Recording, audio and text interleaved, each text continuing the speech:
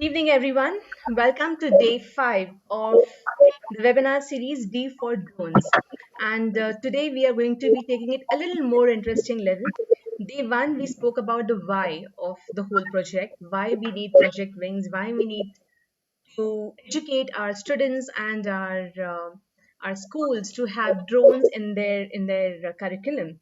And on the day two, we discussed the how of it. We discussed how we can create these mini ecosystems in the schools and we can make it easy for the educators to be a part of the whole drone program. Day three, we discussed about the safety and security, and day four, we spoke about the inclusivity and equitability. Today, we are going to be talking about three important aspects in the drone industry. That is number one, internships, number two, jobs, and number three, entrepreneurship. And to talk about this, today we have on our panel some amazing speakers who will be sharing their journey, sharing their vision, and sharing their insights with us. So, the first speaker of the day is Captain Nikunj Parashar from Saga Defense Engineering, who will be sharing his entrepreneurial journey with us. Then we have Nupur Seth from IdeaForge, who heads the HR department in IdeaForge, and she will be talking about how, as an industry, they are accommodating more interns and more jobs for the drone sector. Then we have Rachit Bhatnagar from Aeronautical Sector Skills Council of India, who will be talking about the aeronautical aspects of the skills, that what exactly are the skills that we should be looking for while giving the drone education. So let's start our day today. The first speaker of the day is Captain Nikunj. Captain Nikunj, I welcome you to this webinar series and thank you for being a part of it. Thank you so much, Ruchi, for the same. And give me 5 seconds. Yes, please.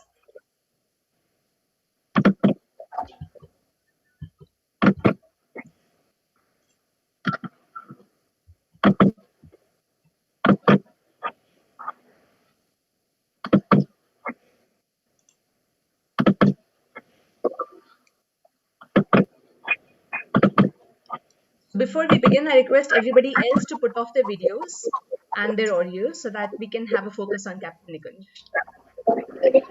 Hey, hi, very good evening to everybody. And thank you, Ruchi, for this opportunity to put across my journey, my story.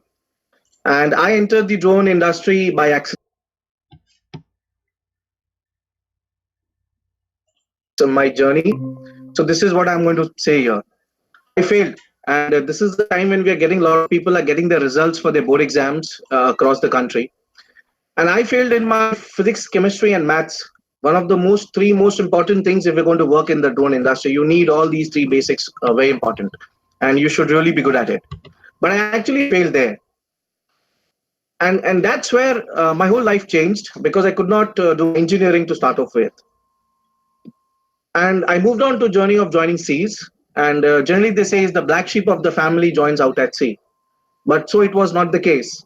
And I joined sea out there, served on board a lot many ships, more than 14 years out at sea. But somewhere down in my mind, I had always the thought process of going back to my engineering skills, and that's where through the whole journey of my sailing, the whole journey of my process of becoming from a cadet, going all the way coming up the ladders of 14 years, I went on to become a master mariner, and I completed my engineering in due course. What I realized was my passion was not only sailing, but my passion was how could I bring a difference to the industry which I was. Because when you are out at sea, at times you are quite lonely. In COVID times, you would have heard out there that a lot of seafarers are more than 10 months, 11 months out at sea, and they are not getting an opportunity to be repatriated back home. So my thought process was, how could I, bring every sailor back home, and, in a way that he doesn't need to go out at sea. And that was what my love of my life, and that's where my startup started off. So Saga Defense was formed, and Saga Defense was formed with just one viewpoint in mind, and that was autonomous shipping. I was working on systems which could run boats unmanned, boats which were not only small in size but grow up in size. Over the years, God has been very kind, and I've been able to do some few bigger vessels in this regard.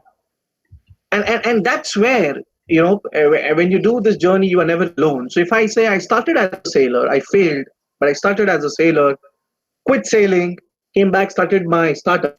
Was I doing it all alone? Then I'm going to lie about it. It's never been possible. So that's where my team came into picture.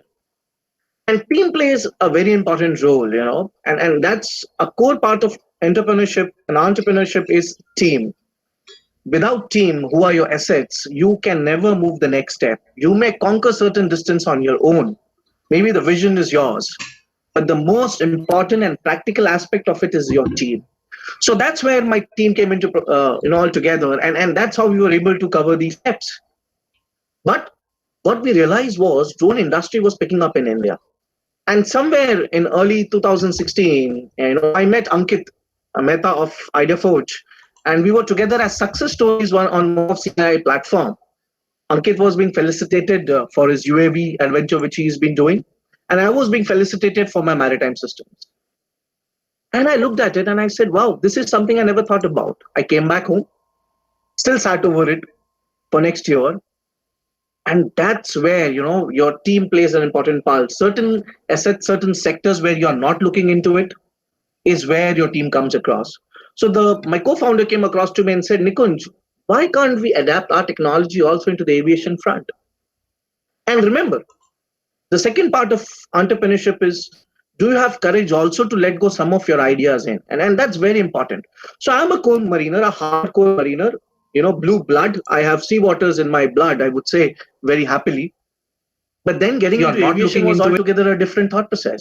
I had no experience. But my co-founders were ex-NASA, and they said that, look, we're satellite guys. Why can't we do something on aviation? And then the whole journey of aviation started off. And it went from one aspect to the other. So if you look at a product point of view, we have been customizing and developing as per the need of the hour. And this is the biggest question. What's the opportunity in the aviation sector? What is the opportunity in the drone sector? We all need to think about it because, it's very easy to go out there, pick up some open source products and build up an UAV. But how do you sustain? This question you need to think over and over again when you're going to jump into an UAV business, because everything seems very easy out there. But trust, these big guys, the people like IdeaForge, Asteria, who have been already working for more than 10 years, they have really toiled hard to be there what they are. So it's just not easy to go out there and compete against them. They are in best in what they do. So we also started looking into certain sectors. And when you again take your team together, everybody has their own idea. Some says, why don't we do drone delivery? Some says, why don't we go out there and drop bombs out of it? Important for every one of you who is listening to it, who is trying to do and create a name for himself in the drone industry, you need to pick up the right track. What are the right opportunities? Is the logistic right opportunity as of now? Is the medical drone delivery the right opportunity as of now? Or is it the security surveillance or commercial drone applications? The sector is very wide open, and it's wide open to each one of you. And as a master, and that's what we call ourselves as seafarers, is jack of all trade, master of none. As a sailor, we need to do a lot many things out there. So we are expert in navigation, but there are other things also we carry out. It's the same way it's happening around in the drone industry. When you pick up a drone, you would feel capable of doing many things. But my one suggestion out here is restrict yourself, develop on few potentials. That potential may be in cargo, that potential may be in certain logistics, that potential may be in security surveillance, but pick up that one value proposition and work very hard onto it. And that is very important. Coming to internship out there, companies like us are always looking for promising candidates out there who can come across and work. Very important for a candidate is to come and understand, not only in a development mode, but also when you're looking for internship, you have to find out that what are you interested in. Are you looking at mechanical designs to work on? Are you looking at electronic? Or you're looking at a go-to-market strategy which you're going to learn in? And these are certain criteria which is very important for you to go out there and ask the company and ask people like us, team members and companies like us, that, look, this is my area of interest. Would you give me an internship opportunity in this regard? Because at times, people also have a fear that, what they are building up could be exposed into the market. And I always say that if your trade is so easy, If an intern walks in and he's going to look at it and copy it, then it's not worth being in the business. So it's the same way for everybody out there. Don't think that assembling few of the drones would make you one of those drone companies. But it's important is you look at it in a very serious way, in a very professional way, and then try to develop a product in. And this is very possible if you work around. There are a lot of companies, and the beauty is right now in India there are a lot of budding companies out there who are developing super technologies in the area of drone, and there's a humongous opportunity of internship in that regard. So at Saga Defense, I'm very open for people also to reach out to us and look at what their interest is. Most important is your core focus in which area going to work should be very properly highlighted across to the company, because at times internship can also be abusive, because we could use you in a term as a cheap labor. So don't allow yourself to become a cheap labor. That's very important, and that can only happen if there is a give and take relationship, and that is in term of what kind of knowledge you would like to bring on and what you're ready to work onto it. And with that, I would like to end up. Thank you, Ruchi. Thank you so much, Captain Nikunj. This is really inspiring. And before we go to question answers, we would complete all the presentations. And now we have Nupur Seth, Nupur from Idea Forge. Nupur, I welcome you to this webinar series and I request you to share your views with us.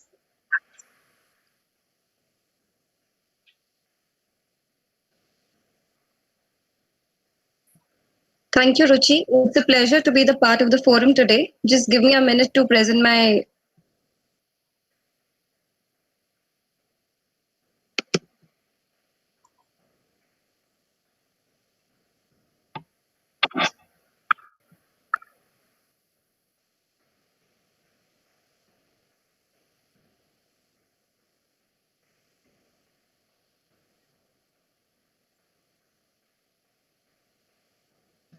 So good evening, everyone.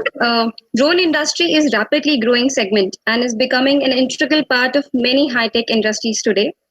So let's have a quick bird's eye view of few numbers of the industries, how the industry is going. Today, drone industry is at $22.5 billion, and with a CAGR of 14% approximately, it is expected to reach $42.8 billion by 25. It is expected that the sales will double. Interestingly, Asia Pacific is expected to be the largest market. And you will be surprised to know that there are more than 700 plus applications in the enterprise sector itself. By enterprise, I mean applications in railways, oil, mining, etc. So stay with me on the slide and let's understand where the drones are being deployed currently. Some of the applications are like agriculture, traffic management, homeland security, forest protection, disaster management, urban development, enterprise survey, and healthcare. I am proud to mention that IdeaForge has been able to deploy its drone for most of these services. A few applications which are very crucial are like disaster management, very crucial, because places where you can't expect a human being to supply essentials, you can actually deploy a drone to send some essential materials like food, water, etc. Also, to just give you an example about traffic management, how can you control traffic? So there is a lot of data present to manage the traffic and other uh, basis the data that is available through real images. Recently, IdeaForge has deployed a traffic in a highly densely populated area called Dharavi in Mumbai to control and monitor the crowd, especially to maintain the social distance at the time of COVID. So these are crucial applications of drone that exist. Now let's understand where the future is moving. And when I'm saying future, it's actually not that far. It's coming closer day by day. These are some of the crucial applications where drone industry has already started experimenting, and there is a lot to do because there are a lot of data mining that is expected. There is a lot of image processing that is expected. So what is supply drop? It's about dropping one material from one place to the other. Uh, then some other applications are like surveillance of power sector, infrastructure, farming, monitoring the construction progress, and land survey. So when you talk about construction, that's a very big industry. construction business is using drones every day and the numbers are increasing. They wanted to have a landscape view of their projects. How do they monitor that? How do they capture the construction progress? Infrastructure planning. There are many smart cities that are using drones to plan a city in a better way. You will also be happy to know that drones are being also deployed to prohibit some of the illegal activities. For examples, landmines, liquor, and also used for disaster management, which I just spoke about, uh, counterattacks, border security, very, very crucial area. So, Mr. Nikunj mentioned about Navy also. Air Force is there, Army is there. They all are using drones today and they're looking forward for much better applications. And please note that when I'm mentioning each application opens a job opportunity for you. Opportunity to manufacture a drone, opportunity to deploy the drone there, and of course, an opportunity to sell. So there are different fields that is attached to each of these. The third picture, what you're seeing on the screen, is the real-time image where the drone was deployed in Dharavi. Let's move to the larger ecosystem. What can we do to protect our aquatic life? There are n number of species, whether you talk about plants, whether you talk about fishes. How can we monitor these? Is it humanly possible? Drones can be used to monitor and also save the endangered species. Autonomous indoor drones. What I mean by indoor drones is I'll just help you understand by an example. If there is a fire in a building, fire brigade will come, it will do its job of spraying the water. But what about the people who are stuck there? How can you find them? Drones have a perfect application here to locate a particular person and you can help protect lives. Then supplies, I mentioned. Repair services, as the first slide spoke about that the numbers will double in next 5 years. There is a huge market which will be about corrective maintenance, preventive measurement, and repair. And the medical facilities. Can we supply medical facilities with the help of drone? Now, when I'm talking about all these applications, they have three things in common. What are those three things? They will ensure safety of life, less operational cost, and more precise monitoring. So even some of the other applications which ensure these three things can be drone taxis, complex inspection, infrastructure inspection, other opportunities in terms of job. Can you develop an app on your phone that you can use to fly the entire drone? If you are interested in a noble profession of teaching, can you open an institute for pilots, for training pilots, for people who can learn what drones are all about and provide certificates to that? So these are huge markets. So whenever I take interview, I generally ask this question to the candidates: what do you look for when you are looking for a job? The answers are these three: stability, job security, and financial security. Financial security, of course, because you with today's generation just don't want the needs to be fulfilled, but they want the wants to be taken care. So let me tell you that when you will get a job, most of you will find these things are meeting.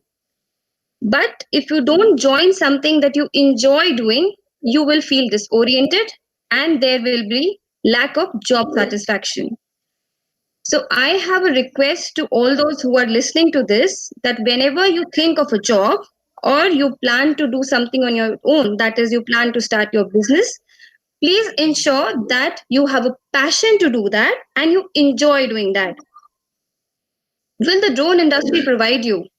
It might, because your education, whatever you have studied, whether it's mechanical engineering, electrical engineering, electronics, ceramics, you will be able to apply that knowledge. You will get an opportunity to apply those fields. You will get good opportunity to work in the modern technologies like embedded systems, vision processing, artificial intelligence, etc.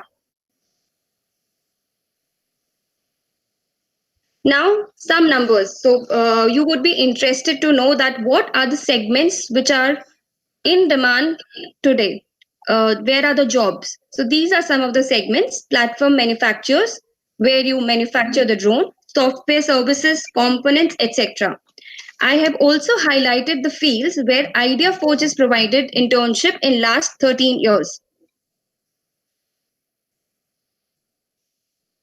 And this is another number which talks about a positive trend within a year in terms of jobs in different fields, which is software engineering, hardware engineering, sales, to the other jobs like pilot, finance, HR, and legal. So, who wouldn't like to join and be associated with an industry which is a military innovation, which is your passion, and of course, a technology that is transforming different businesses? These are some of the testimonials that I thought I would share with you from IdeaForge, which talks about how much they are satisfied with the industry. They feel very pride that they are associated with an organization that gets an opportunity to serve a nation. They feel challenged that their skills are being developed and their potential is being explored to the large extent. So they feel happy about it. So if drone industry gives an opportunity with a common vision and a passion, I'm sure we'll be able to create a lot of jobs in these markets. I'll just share some of our existing customers.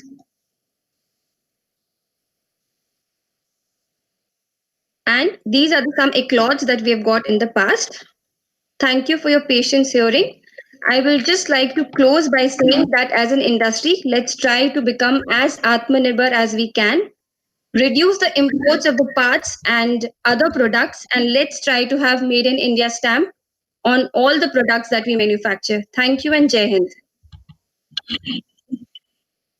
Thank you so much, Nupur. This was an amazing talk, and we would come back to you for the question answer. But before that, we would like to hear Rachit Bhatnagar from Aeronautical Sector Skills Council of India. Rachit sir, welcome to this webinar Okay, series. And I request thank you you to so much. please put on your presentation so that we can hear you and we can see your vision as well. Just a minute. I'm just putting my screen. Yes, please.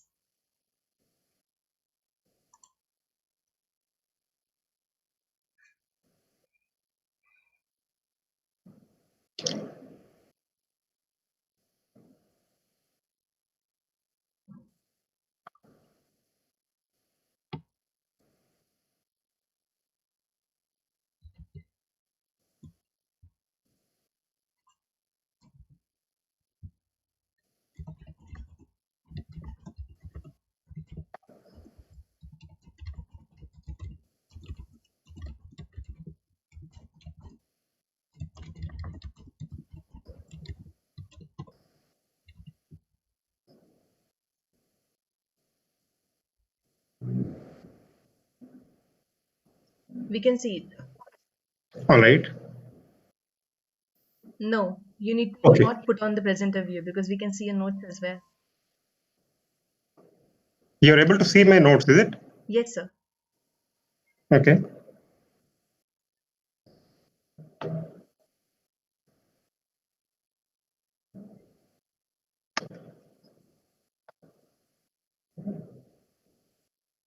This is okay. Okay. No, not the presenter view. Not the Again, presenter it's not. view. Not the presenter view. All right. Okay. Okay. This is it. Okay. Okay. That's it. Yes. Thank you, sir. Good Yeah. evening, everybody, especially Dr. Ruchi Saxena for introducing me. And I take this opportunity to thank you all the Electronics Sector Skill Council team also for organizing this wonderful event for all the educators and school students, especially. So my part, I would take you along for the drone industry skills, jobs, and entrepreneurship opportunities. My journey with aviation has been for a very a quick uh, taking you to my journey for a professional journey. I had joined Indian Air Force after engineering in my NIT Surathkal, which lies in Karnataka. I had done a small Swift 1 year graduate engineer trainee at Saurashtra Chemicals Porbandar, and then joined Indian Air Force as a technical engineer. And I did my training in Bangalore only at Air Force Technical College in mechanical stream. And I went on to do my helicopter training, which is manufactured by HAL It's called Chetak and Cheetah helicopters, which is mostly used in very high altitudes and in also in Navy. Then I went on to serve in various parts of the country, pan India, length and breadth, and also did one deputation to Namibian Defense Force abroad for 2 years. I also did my one high altitude posting for 2 years in Leh, which is presently a standoff point between China and India. After that, I retired 2 years back from Chandigarh, base repair depot, and then moved on and came to Bangalore.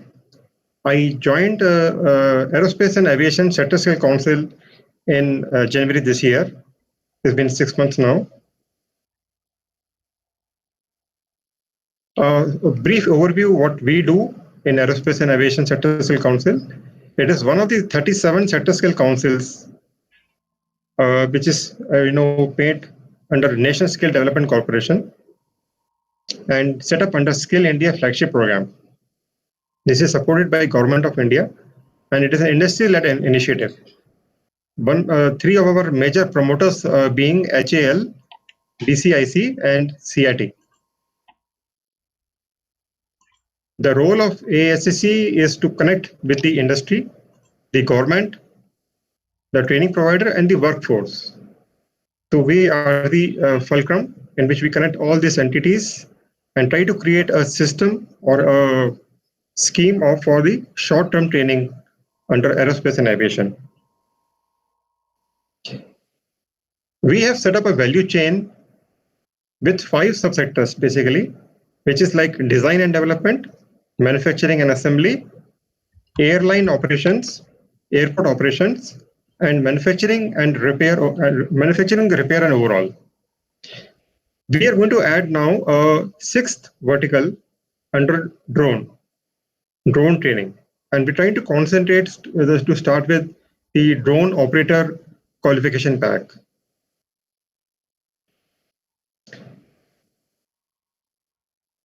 If you would see, like how the drones have grown over the years.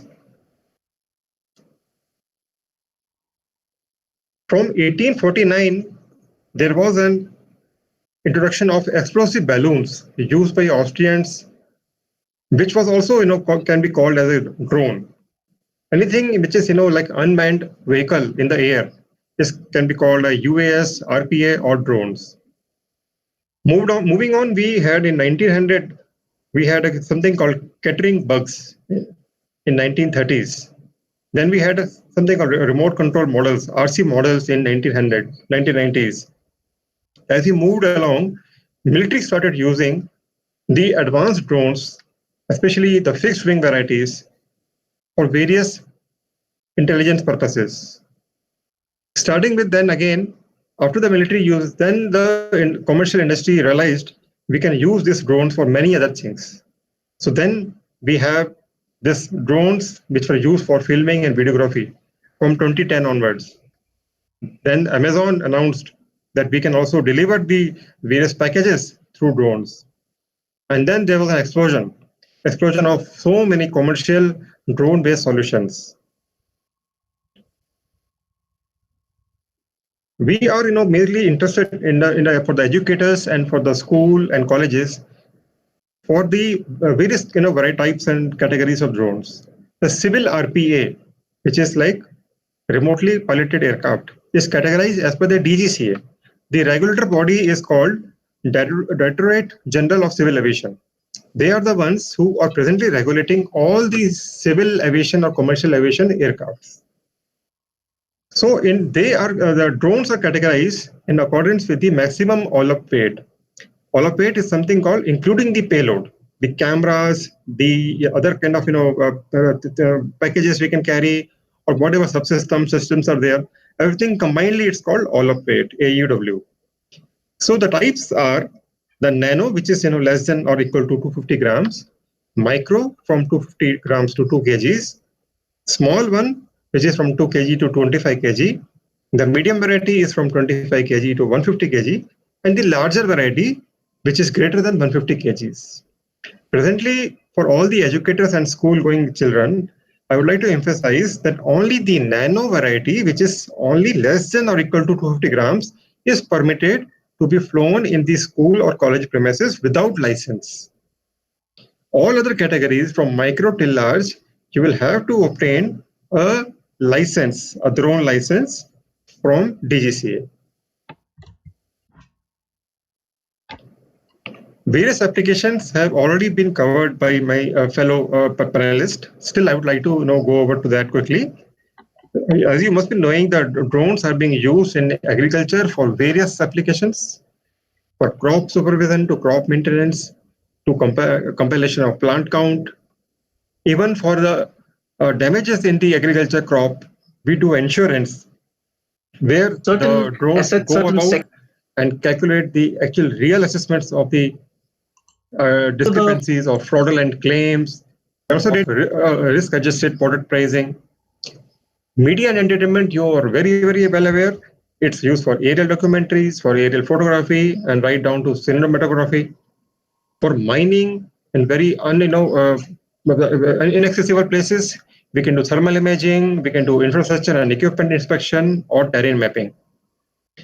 For infrastructure, we do so many applications again, industrial inspections, for 3D video mapping, land audit, town planning, site management, and so many others. For the energy and utilities, we do remediation and site monitoring, inspection of underwater intake pipes, survey grade maps, and many other innovative applications are still emerging. ASSC has been working in drone subsector in many ways. We are trying to develop a short-term training ecosystem in association with the regulators and many other industry stakeholders. We are primarily working to make a qualification pack of maybe around average 2 months for basically a drone operator, especially for the battery-powered multi-rotor drones to start with. We are also trying to develop a training framework for other areas of demand also, like services, manufacturing, and assembly subsector also. We are also collaboratively working for training of drones with other sector scale councils, like we have agricultural electronics sector scale council, retail, logistics, and so many and so forth. Because every sector scale council or the industry bodies basically who are there in the scaling domain have to develop the application-based qualification bags. Some of the job roles of what we are looking at are pilot and drone operator, who will eventually grow into a specialist pilot. A photogrammetry executive will grow into a photogrammetry specialist. Also, we have opportunities for the repair technician, drone assembly technician, and besides that, in the design subsector, if you go for, who are basically will be designing various components of the drone, we have the opportunities for design engineer, mechanical systems, as well as design engineer, electrical and avionics systems. Drone opportunities for the jobs per se, if we can classify them into mostly 4 areas. They can be for drone flight operations or services. They can be for manufacturing, repair and assembly. They can be for design and as well as for development and testing. I would like to tell you that for the internships, many of the there are consortia of the companies which have been permitted by the DGCA to start doing beyond visual line of sight drone projects. Some of them are listed out here. These are some of the companies who will be doing these projects, and so there will be opportunities for the school students and the college students to approach them and take on internships. These are SpiceJet and AEO Logic. Dunzo you're quite familiar with, and AirMap Consortium. Dunzo is also backed by Google. We must be seeing the news. A lot of funding is coming from the Google for this. Asteria and AirMap Aerospace. ShopX Omnipresent and Omnipresent Robotech Consortium. This is backed by Nandan Nilekani of Infosys. Then we have a famous Throttle Aerospace Systems in Involi. Then Sobica, Wingcopter, Avianca, and Indrone combined consortium. Andro Technologies, Daksha Unmanned Systems and AirMap, and Clear Sky consortiums. So these all companies are working to begin beyond visual line of sight drone projects. You must be also aware of, you must be seeing in the news that some of the recent projects in which the drone applications have been done. Anti-locust operations in Rajasthan and UP last month. Drones were also used in surveillance operations in COVID-19 hit cities like Mumbai and Bangalore. In November 19, Coal India used drones to check illegal mining and pilferage. Also, the Indian Railways is using unmanned aerial systems for inspections and 3D mapping to bring to life a dedicated freight corridor. So, with a network of 3,360 kilometers. Some of the upcoming projects are Indian Oil using its air surveillance for Delhi Panipat pipeline. Survey of India has launched a very big program called Swamitva scheme under Ministry of Panchayati Raj, in which the Abadi land is going to get mapped. In India, over 6.6 lakh villages are going to get covered by December 2024. There's a target of every day mapping of 500 villages are going to be done by so many other agencies. So this is some of the areas. Lastly, there's one Maha Transco, which is a Maharashtra company, will be using drones for power line inspections in the remote areas of Maharashtra.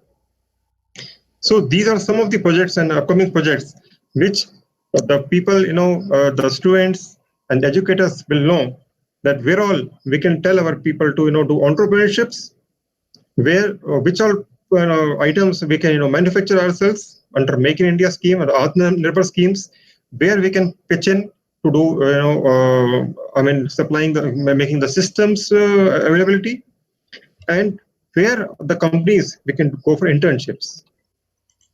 Further opportunities are also there in the continued reforms are coming up in regulations by government for use of drones in various applications. Government is planning to provide a very fast track approvals for the mass benefit use cases, especially in infrastructure, agriculture, healthcare, defense, and national security. So we all, like my fellow panelists have told, we have to push for Atmanirbhar Bharat, make in India, make for the world. And we must strive to make India a drone capital of the world. And with this, I would like to say thank you to the organizers, and thank you and everybody, and Jai Hind. Thank you so much, Rachit sir. This was an amazing presentation. I'm sure that everybody would definitely benefit from the inputs and the ideas that you have shared over here. Thank you so much, everybody, Nupur, Nikunj, and Rachit sir, for generously sharing your thoughts with us. I request the viewers who are watching us live, please put forward your questions if you have any so that we can address them. Meanwhile, I would like to ask a couple of questions to all of you. So, you have been working with a lot of students and interns and entrepreneurs and the youngsters basically. So where is the major skill gap that you see which has to be immediately filled up? Which are like the low hanging fruits and which are the most important job skill areas that we should be looking at very quickly in the next few months? I would like to answer this, Ruchi. Yes, Nikunj. So the low-hanging fruit in this case, is especially in system integration, where you see a lot of sensors. Nowadays, everybody is moving towards making their drones as a cell phone, and the moment you go into that, that's where you're going to get your volumes. So the low-hanging fruit, especially even freshers coming out of college, can all start working on the ad hoc system which has already been built in, so they can actually interface. So a lot in the electronic sector space, which is required, and along with that is somewhat on the mechanical assembly sections where you would require people in. So more from the mechanical diploma holders and ITIs, along with that hardcore electronic team members who can just come in to take it to the next level. Great. Thanks, Nikunj. So, where do you see the pilots of today lacking? I mean, which skills should the pilots develop in themselves so that they can become better drone pilots for all the complicated projects which Rajit sir has mentioned? So as Rachit sir, he's ex-Air Force and I am ex-Navy and I am a hardcore navigator. And Corona was the time when actually I went onto flights and see exactly how pilots operate, especially in Dharavi areas where we really worked for good 1.5 months. Where I was there on ground. Pilots, what we call them pilots right now, pilot is a very big word. And for me, what we are looking at the drone guys, we would call them operators, drone operators. For them to actually turn into a pilot would have them a skill set where they're not only looking at visual operation of flying, but also they're able to see it electronically and software based. So the biggest difficulty which we faced, where we had few pilots who were actually drone pilots, but moment we got the drone out of sight, out of the visual line of sight, they were finding it very difficult to fly straight away looking at the electronic systems which they had. So so in turn, the skill sets have to be more developed on system flying rather than a visual flying, and that is where they need a lot of training in. So they have fantastic skill sets, and they call it something called an RPV mode, where they can see your video data coming in and they can fly in, or they visually look at the UAV. But moment you don't have a video and you don't have those data sets coming in, and you have just your electronic compasses and data sets for altitude coming in, and then you have to fly a drone, is where all the complications start. So a lot on electronic system flying is what this new group of drone operators would require to, because we are looking at urban flying conditions where a lot many time telemetry data sets or video data sets would not come in, or you're looking for cargo operations. So these system training is highly required in coming times, and if they are able to develop it, I think that's the tag when we'll start giving them as actual drone pilots, and that's where I would call them a drone pilot per se. Thanks, Nikunj. One more question to all three of you, actually, because you all are related to defense somehow. And India is high on defense currently, and it's very important for us strategically to start strengthening our defense systems, and unmanned systems are going to be extremely important for that. So, Nupur, even your drones are used at extreme altitudes, and Nikunj, your boats are used in the deepest of the waters. And so you have flown, you have seen your jets and your helicopters fly in extreme conditions. So are our youth ready for facing such situations when they are put in forth in the field, and what should they be start looking at? I mean, for example, if I'm working with kids, let's say 15, 16, 17 years of age, and we are trying to train them into vocational skills, what else should we be looking at for a 360-degree development of these children? You're on mute, Nupur. I'll take that question. So, most important thing is the will. And when I have spoken to the people who are in, say, training department or pilots who have gone and trained in extreme weather conditions, whether you say hot or cold or at the border, I think it is the pride which makes them feel that they are doing something different. So, if the person doesn't have a will, whatever skill he can acquire, he will not be able to deploy his skills in those conditions. Then he can only be helpful within the city. For example, even in COVID, which Mr. Rachit was also mentioning about, when the drones were deployed, it was very difficult to get people because they are also not immune to corona, so they can also get that. But it was the will to help the other people, to will to help the forces, the police forces. So, along with the skills, I think this is another necessity. Great, thanks. Nupur, we also have an online question coming in from N. Sarvanan, who's asking, what's the main communication skill for a job in India? Is it English or Hindi? And actually, I would, kind of ask as well, why are we so much stressing on English? Because Nupur, even we had a word on that. So, talking about the corporate environment that India has been since the British had been a part of India, English is kind of highly overrated, probably. But then, I have come across amazing guys from the core of India who don't have the best of English speaking skills. So, how do we open up our job markets for them, make them a part of our families, and give them the confidence to go further?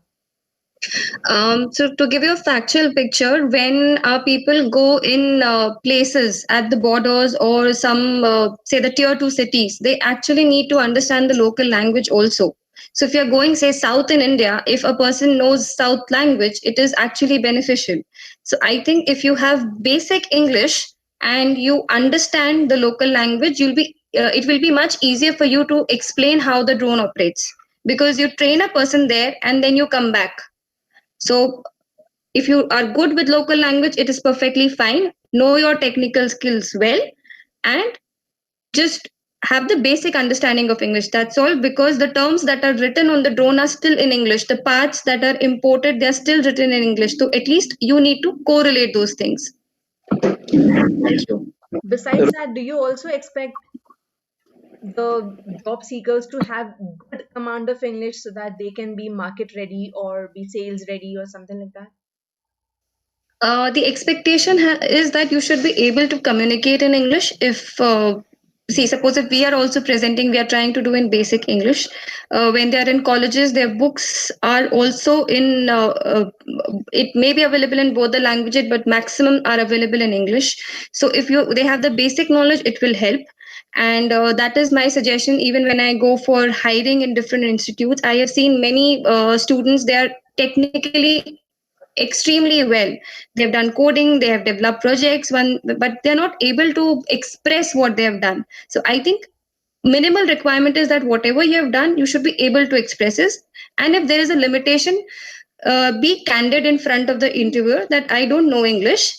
Can I speak in Hindi or Tamil or whatever is my language? I am sure the interviewer will be ready to accommodate your request, because the objective there is to understand that how skilled you are and what is your attitude. Rest all can be trained. Business communication, English, organizations are ready to train on that. Just have two things: be good in skill, and second is have an attitude to work and deliver. That's all is required. And what about personality and interpersonal relationships?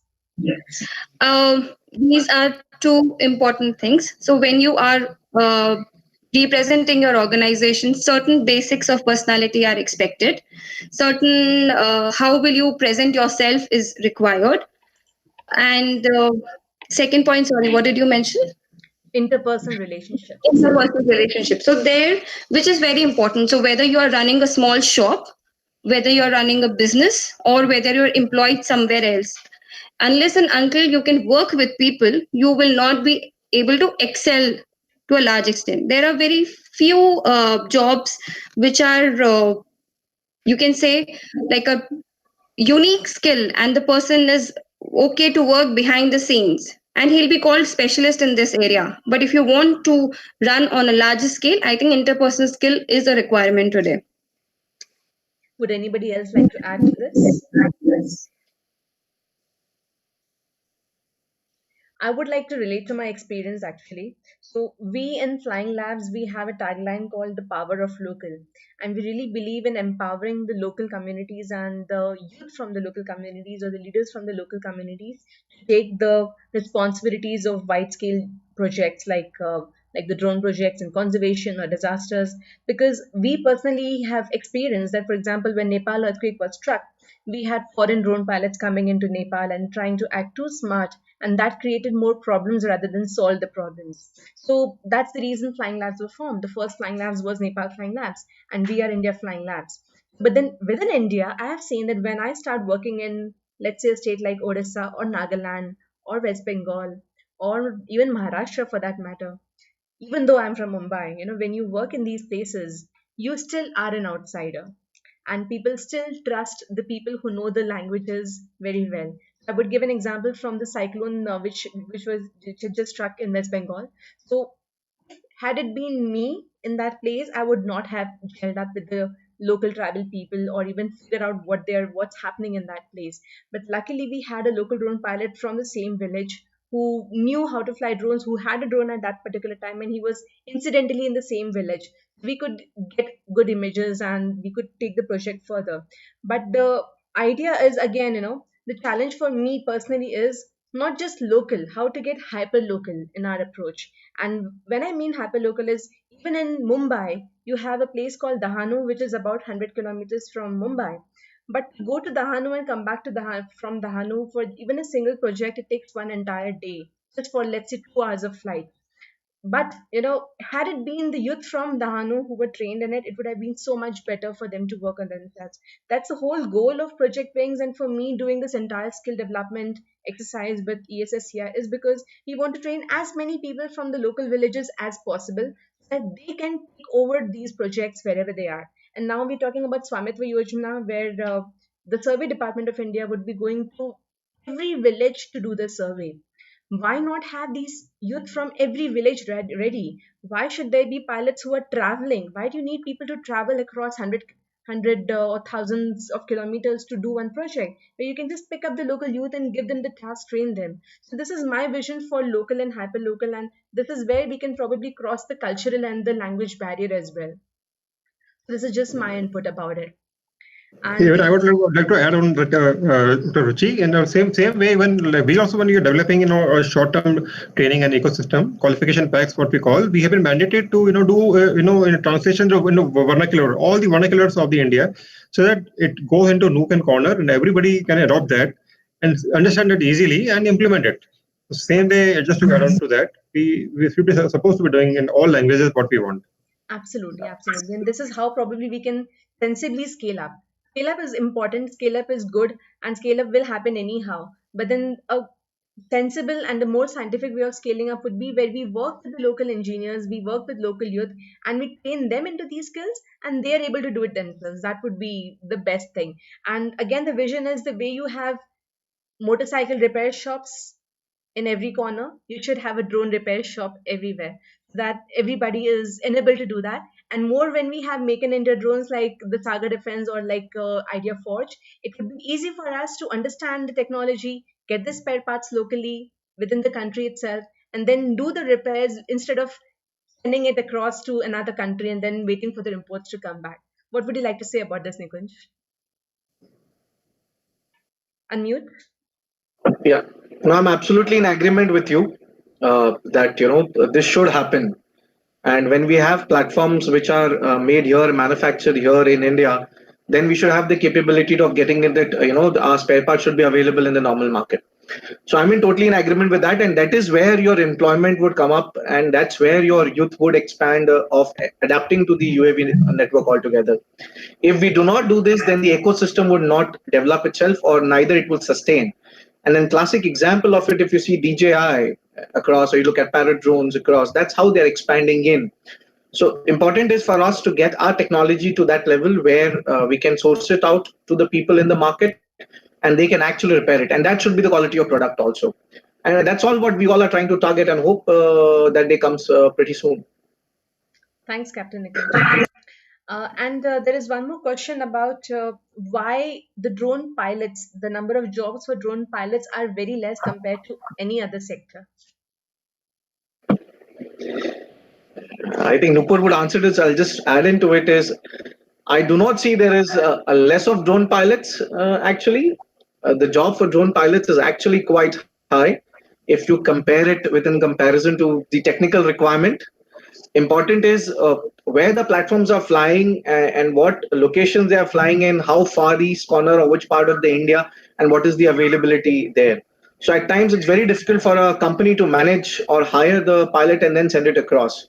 So if there are token pilots who are able to do a freelancing, then nothing like that. So in coming time, I think the drone pilot job are going to increase every passing day, and less on the technical side, because once your tech spec has come up, then you're looking at bulk manufacturing and you'll have a core R&D team in any company.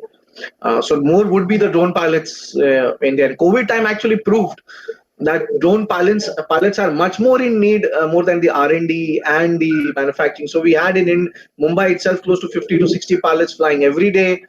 While flying in Dharavi, we were not getting pilots to fly actually. So even Idea had their 3 team members who were actually in a car moving all across. I was myself on ground with my team because I was scared that they would get COVID. So I was working myself there. So I think the job for the drone pilots are quite humongous. It's only a little bit of time frame to clear that out. I don't see there should be a problem with that. Also talking Well, I about would like the to add on this. remuneration. Yes, sir. Sorry. I'm sorry. Yeah, I would like to add on this, and just say that key pilots jobs are many much more, coming up. Like I also told Somit the scheme in which 500 villages are going to get mapped per day. So the requirement is much high. Only problem and issue is coming up is only the nano, which I had mentioned in my presentation. Drones are requiring a pilot with no license. But from micro onwards, all the drones are coming in under the ambit of regulator, which is a DGCA. So under that, we have fixed, number of FTOs in ecosystem of Indian aviation. This is called flying training organizations, under which the flying pilots are getting CPLs. Now, those FTOs are also being interested to give licenses for drone pilot license. In that regard, there's a lot of civil aviation regulations, which is called CAR in normal aviation, is under vetting and under review. It's going to get enforced. So when a person has to fly any category of drone other than nano, he has to undergo a training system and at least a minimum 5 days program under a drone FTO, and then he will get a license. The system is slightly becoming slightly regulated in this regard because there are security threats. For if anybody start flying a drone, they would do so many things which we can't imagine only. So in that regard, a lot of regulations are coming up. This is the issue in which pilots are slightly less. But I would like to take this opportunity now to know the youth who's seeing this program, to invoke them and challenge them, basically that the drone pilot is not the only job. Like the flying pilot, people aspire for because it's a glamorous job. I would like to tell them there's a lot of other areas in which I have also mentioned in my presentation. The manufacturing of drones, various components, servicing and maintenance is a huge job. And if you will see very currently the kind of standoff we are with China, and you will find a lot of integrators and aggregators in drones are not able to do their job because some lot of components which are coming from China, the supply chain has been stopped. So I would like to, invoke again the educators to basically motivate the students to work on the materials, the composite material which is used in drone manufacturing that should be produced in India. People are not able to do that. So many other components, the motors, variable motors, and the composite materials, variety of composite materials which are used, propellers, and those items should be produced in India. So people should get an interest and start manufacturing those things. That would be my point. Thank you. Thanks, Mr. Rachit. Also talking about the remuneration part. So I have come across many of the drone pilots who get paid like peanuts. They get paid 10 to 15,000 a month, and they are aspiring to earn 75,000, 50,000, 1 lakh a month, 1.5 lakhs a month. So what should they be looking at developing in themselves to even aspire for such a kind of pay scale?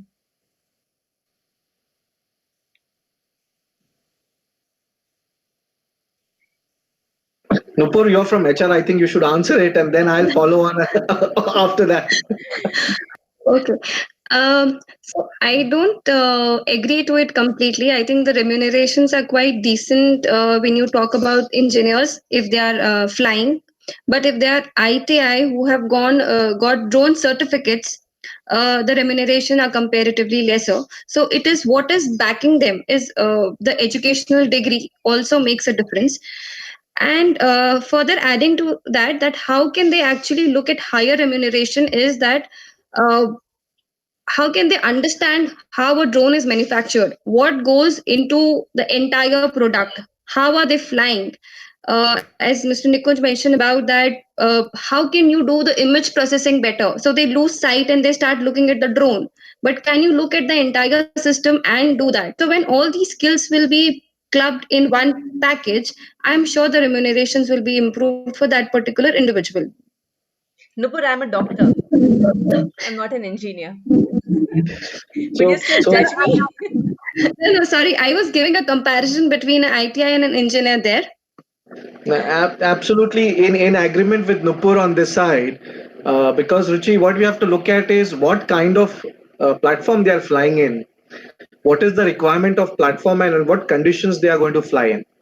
Now there is a simple that's why I said that we have to understand the word pilot, and we need to really take a deep essence of that word called pilot, because we as a navigator also, when we start take up a local job, there is a pilot who comes on board and who takes a vessel inside a harbor. Why he's called pilot? Because he's a specialist, he has a complete technical know-how of that harbor area to get my vessel in, and I'm a captain. So the comparison of calling some of them pilot is something we need to understand, and this phrase has in the drone industry has been taken up very easily. So whoever can fly the drone, take it up left, right, is a pilot. My 7-year-old son does that pretty well actually. So he flies that. Now I cannot call him a pilot. So he's a good operator for a small drone. So the same way, those skill sets are very important. His certification grades are very important. So as sir rightly said, that these certifications would be coming in, and then the certification would be progressive, because from a 3 kg UAV, when you move across to a 80 kg UAV or a 55 kg UAV, the bracket changes, his experience changes, and flight dynamics also change. Because and there would be a contributing factor to it. Somebody would come and say, hey, look, the autopilot is flying it. I do understand the autopilot is flying it, certainly. But then the risk element which is there with it, I have to always keep that in mind. Because if somebody is flying my 55 kg all up weight platform over a space where there is a village on one side and I have a field on one side, and if there is an emergency situation comes, what he is supposed to do? He is supposed to crash the platform on the field or right into the village. These are the calls which has to be taken, and this can only happen when you upskill up. So salary bracket will always depend on the skill sets, will always depend on the qualification level of certification he is having in. And certainly if he is an helicopter pilot, yes, he demands that price. But yes, if somebody has come from an ITI and he's going again up to a rank of helicopter pilot, nothing like it. But if he's a 3 kg pilot or a 2.5 kg platform pilot, certainly he may not get. He may become an individual proprietor where he can go out and carry out freelancing job, and he can make that money with that platform. But from a company point of view, I'm sure it would be very difficult to give those remunerations which we would be giving across to a pilot who has higher capability. So these skill sets will differ in their wages. So it's like we should not consider it, put everybody in the same bracket and look at them in the same bracket and then say, hey, look, everybody should get 75,000 or a lakh or a 2K in this regard. Thanks, Ollie. And one more question is about the presence of mind. How important could that be? As you said, pilots, even in any situation, when you are talking about aviation, you need the most important skill is probably presence of mind. How do you develop that skill right from childhood? Now, let's say if I have to play games with my tiny nano drone with children, and I have to at least start working on the presence of mind or observation or the checklist or the safety. So how do we start with that? Do you have any ideas, any clues, or any suggestions which can come from you? So I'll speak. Rachit sir would speak from his Air Force days. I would speak from my maritime days. And the seafarers, we are paid very highly. I'm a VLCC master. We are paid very highly, close to $14,000-15,000 a month. But why we are paid? We are paid only for that presence of mind, the common sense, and more than the presence of mind, it is the common sense which needs to prevail in all times. So when you're looking at a class or you're looking at a person or at a very young age, when you want to develop, I tried this experiment with my young kid. And what I did was I gave him a UAV which did not have a heading mode, which is called, you call this headless mode. And I gave it across to him for a good, the whole lockdown has been used for it, and allowed him to fly it. It's just a 250-gram UAV. Let him fly. And then when you see that what kind of dynamics he is he looking at elevation of the attitude control, he learns to move it left and right. And look what he's observing. The things which he is missing, you teach him across. It's the same way when we grow up in ranks, till the time we are in a certain rank, our horizon is limited to it. When we move up across, then we start looking at a different level altogether. So that's a growth. Same thing in a child's behavior, same thing in a person behavior, and same thing when you grow up in your ranks. So more you grow, more you become aware, more you become aware, more you become confident, but at the same time you become more nervous also. So that nervousness, that height, enlightened awareness will help you to get your more of a better common sense. So it's just the common sense. Some people have it a lot in them, some don't, and I think that's the difference between a pilot and everybody else, all of us. So they're the cool-headed person. They're flying that aircraft up there, and that's the difference between all of us. So yes, some people have in them. Some would train themselves to it. So the only way is train, train, and train. There is no other aspect out of it when you say that they would develop this common sense. So they practice. I would add into what Nico just told. Of course, that this is something called situational awareness. That's it, which is normally called into a flying domain. So this situational awareness, is of course required to present in everything, not only for the flying, activities or anything, but for anything. When you're driving a car, of course, you should have a situational awareness about the surroundings, who are, flying about, you shouldn't hit the people around. And that's so, we, after a lot of deliberations, we have tried to, make the short-term training in skilling only from 12th class onwards, because we have got so many, guidelines from the DGCA trained master trainers that they should be having all mental faculties good. They should not be color blind. Because when you're going to operate, strategically, kind of, with this drones for deliveries, and mapping and a lot of things, when you even operating it for beyond visual line of sight. So all this, the PCM, like what Nikunj was telling, the PCM subjects are very, very important. And so they will be required. So we are trying to put on all the eligibility criteria also in those things. And secondly, what I would like to also add on, also I may be entering into a slightly controversial thing, but the mothers may not like. But presently the systems of gaming, the video gaming is so evolved. The persons, the childrens, like all the age group, they're having a downloaded, the flying apps, the a lot of simulators kind of thing going on, PS4, even I have not played some of those games, but all these games have been proven that these are giving them a very good situational awareness what's happening around, and even reflex actions are improving. So even they're recommending it for the older people also. They shouldn't Alzheimer's shouldn't set in. So these kind of are creating a lot of things in the mind, and they're more smarter, much more smarter. Like you told Nikunj, the 7-year-old kid is doing it good. So we don't have to teach them situational awareness. They're already, learning it on the go every day. Yeah, I just like to add one point that when the kids are small, just let them experiment, let them take decisions and let them fail. Because if they're failing now, as parents, we are there to support them. So it will actually help them to take better decisions later. So, I mean, that is the age where we can mold them in a better way. So let them experiment and allow them to fail. I think that is where, especially Indians, really need to build up. So, what do you guys suggest? The 5-day training program, which most of the drone schools run, what does it make out of an individual? What does it make out of an individual? Certainly, when he has that, he can apply for that certificate from DGCA when it comes across, and that gives him a permit to fly an aircraft within all the legal boundaries. Other than that, for now, we as a company or as anybody, we need to allow them to fly a lot. So it's a license which they get, and it's important. At least there is somebody would pick them up to fly. Furthermore, it's a reactive system as of now, though aviation is not on reactive mode, but it's a reactive system. So I think the ministry also will learn, training institute will learn, and in coming time from 5 days, it may go up to good 10, 15, 20 days also. So it's a learning course. So it started somewhere, and that's important. No, I would like to add on that. The DGCA has prescribed minimum 5 days of course or training course at FTO. These would be, the people would be able to get the licenses only when they're already trained as a pilot into commercial flying and all that. Because they would know meteorology, what it looks like, how the weather would look like, how the surroundings would look like, the aeroplanes, the components and everything. So the minimum, a naysayer would not be able to get the license within 5 days. They are recommending it minimum 5 days.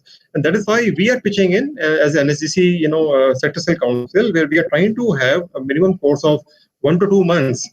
Okay, that will prepare them to apply for their 5 days license. That's what we are trying to do. That's a very good idea, sir. Yeah. And we as India Flying Labs wanted at least 6 months because we want to train them in disasters, in conservation, in data, in AI, in everything. Exactly, because this will be giving them a basic license, and the application base for agriculture, you're rightly told, for mapping, for low-cost operations, and for the so many other applications, you'll be requiring further training on that, of course. Amazing. Thank you so much, everybody. Would anybody like to have a concluding remark before I request Varun from Electronic Sector Skills Council of India to give his concluding remarks? Varun, over to you. Thanks, Ruchi.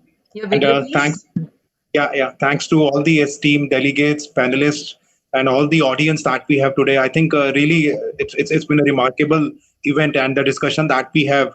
And just adding on to the discussion that we had, that we've been doing, yes, I totally agree that drone technology, and if we are starting it bit early, as early as like Nikunjan sir said, he's training his kid at the age of 7, something like this, because as early you can start tinkering a mind of a candidate, of a person or a child, so that gives him a quite a lot of experience at his later stage.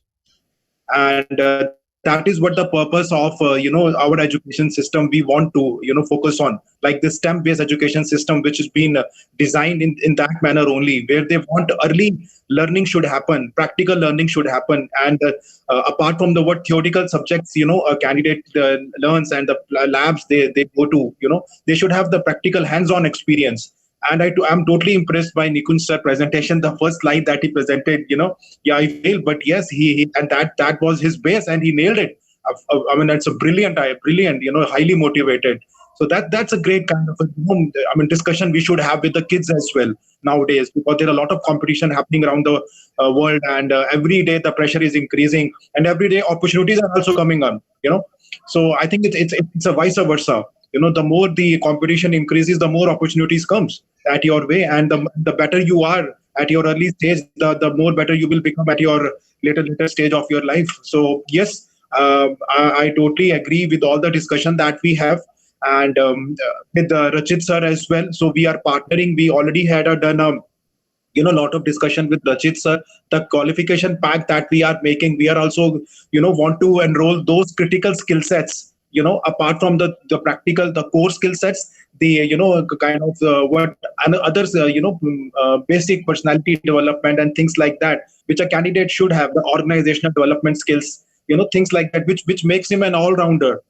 We don't only want to make him a person of having all the concepts clear of a theoretical part, but we want him kind of a person who can lead, who can become a leader, like that way. So yes, and I'm very thankful to all the panelists that we have today. A lot of discussion we had it, and from my side, yes, of course, we want to become a part of it in a long term, and along with Kai Robotics and all the panelists from Idea Forge and other companies that we are partnering with. So totally, I'm in consent with that, and want to follow the path what you people are discussing, and let's go for it. Thank you so much.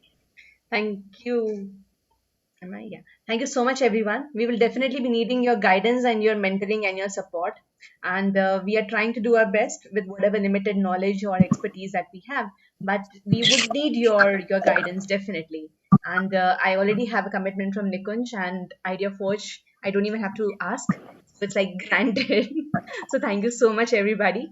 You have always been a support over the last 2 years of my interaction with drones and my attempt to bring an ecosystem of drones for good in India. Thank you so much for being such a generous support and for presenting your thoughts today. Thank you so much once again. I'll see you all tomorrow. Tomorrow we will be discussing a little bit more about the vocational skills. We'll be having a panelist coming in from Ernst and Young and DARC, and we will be having the panelists also from Electronic Sector Skills Council of India. So together we'll be going even more in depth about the vocational skills, and then day 7 would be the last day when we'll be concluding with policies and the framework for education system in itself, the curriculum. So with this, I would say goodbye to all of you. Thank you so much once again for coming and for watching us live as well. See you all tomorrow. Thank you so much. Thank you, everybody. Thank you. Thanks, Nupur. Bye. Thank you. Bye-bye. Give my regards to your team. Yeah, sure. Thank you. Bye.